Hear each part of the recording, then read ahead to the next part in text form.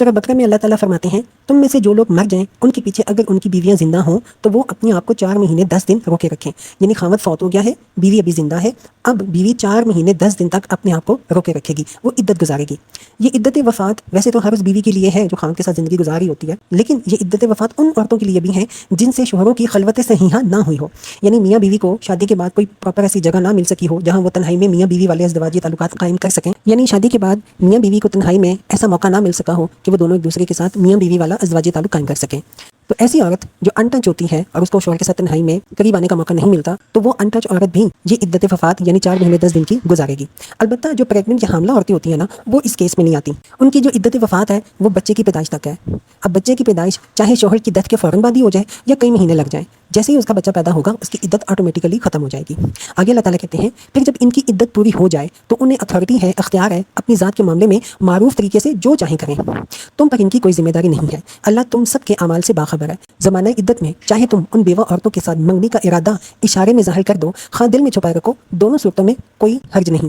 اللہ جانتا ہے کہ ان کا خیال تو تمہارے دل میں آئے گا ہی، مگر دیکھو خفیہ عہد و پیمان مت کرنا. اگر کوئی بات کرنی ہے تو معروف طریقے سے کرو، اور عقد نکاح باندھنے کا فیصلہ اس وقت تک نہ کرو جب تک عدت پوری نہ ہو جائے. خوب سمجھ لو کہ اللہ تمہارے دلوں کا حال جانتا ہے، لہٰذا اس سے ڈرو اور یہ بھی جان لو کہ اللہ بردبار ہے، چھوٹی چھوٹی باتوں سے درگزر فرماتا ہے. اس آیت میں اللہ تعالیٰ نے یہ جو فرمایا نا کہ بیوہ عورتیں اپنے آپ کو 4 مہینے 10 دن تک روکے رکھیں، اس کا مطلب صرف یہ نہیں ہے کہ 4 مہینے 10 دن تک وہ نکاح نہیں کر سکتی، بلکہ اس کا مطلب یہ بھی ہے کہ وہ بناؤ سنگھار سے بھی اپنے آپ کو روکے رکھیں. احادیث میں واضح طور پر یہ الفاظ ملتے ہیں کہ زمانہ عدت میں عورت کو رنگین کپڑے، زیور، مہندی، سرما، خوشبو، بالوں کو کلر کرنے اور بالوں کی آرائش سے پرہیز کرنا چاہیے. البتہ اس بات میں علماء کے اندر اختلاف ہے کہ زمانہ عدت میں عورت گھر سے نکل سکتی ہے یا نہیں. کچھ بزرگ کہتے ہیں کہ زمانہ عدت میں عورت کو اسی گھر میں رہنا چاہیے جہاں اس کے شوہر نے وفات پائی ہو. دن کے ٹائم کسی ضرورت سے وہ باہر جا سکتی ہے، مگر اسٹے اس کا اسی گھر میں ہونا چاہیے. لیکن کچھ بزرگ کہتے ہیں کہ عورت اپنے زمانہ عدت جہاں چاہے گزار سکتی ہے اور اس ٹائم میں وہ ٹریولنگ بھی کر سکتی ہے.